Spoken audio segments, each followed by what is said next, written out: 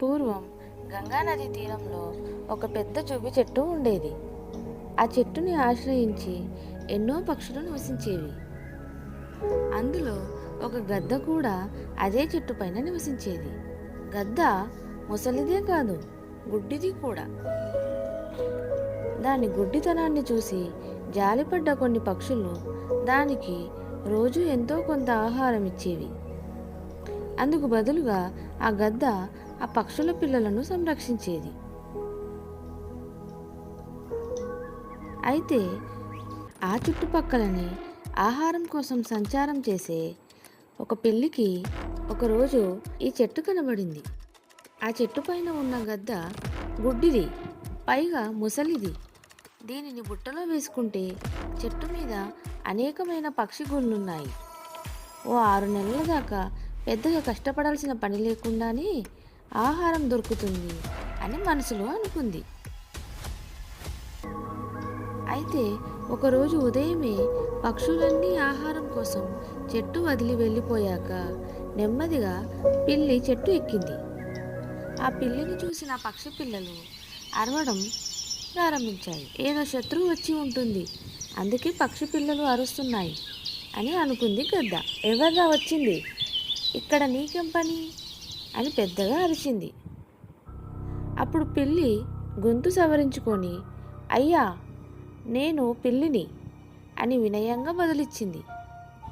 పిల్లి అని తెలియగానే గద్దకి ఎక్కడలేని కోపం పెరిగిపోయింది.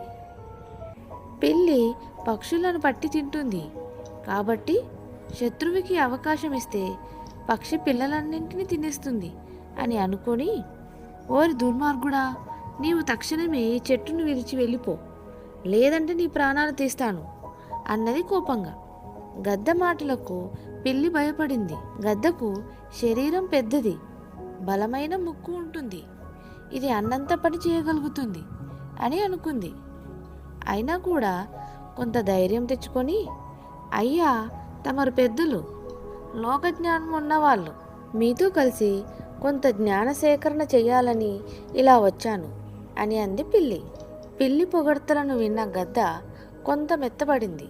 అయినా పిల్లి పక్షులకు శత్రువే కాబట్టి ఊరుకోకూడదు అని అనుకొని, నీవు పిల్లివి, పక్షులకు శత్రువు కాబట్టి ఈ చెట్టు దగ్గర నుండి వెళ్ళిపో అని అన్నది గద్ద.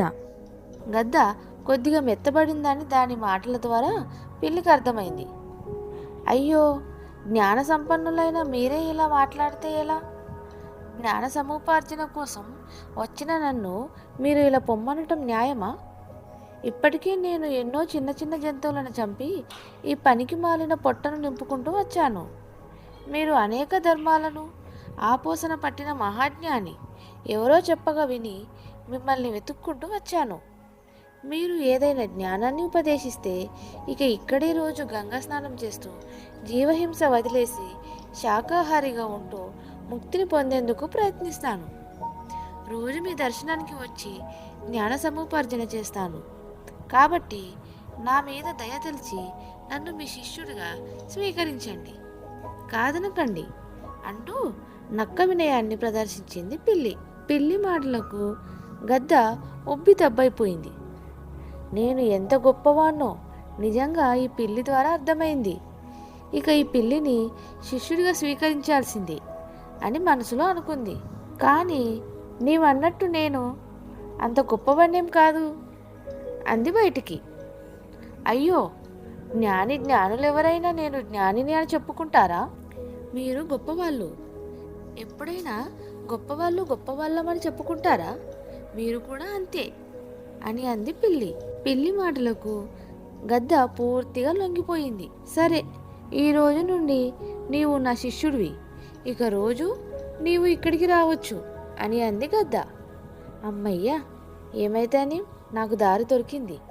ఇక ఈ గుడ్డి గద్దను అడ్డం పెట్టుకొని పక్షి పిల్లలను రోజుకొకటి చొప్పున తినేయొచ్చు అని పిల్లి తనలో తాను నవ్వుకొని అక్కడి నుండి వెళ్ళిపోయింది. మర్నాటి నుండి పిల్లి రోజు వచ్చి చెట్టెక్కి పక్షుల గుళ్ళలో ఉన్న పిల్లలను తింటూ ఆ పక్షుల రెక్కలను చెట్టు తొర్రలో వేస్తూ పోయింది. కొన్నాళ్ళకి పక్షులు తమ పిల్లలు కనిపించకుండా పోవడం కనిపెట్టి గద్దను ఓ రోజు నిలదీశాయి.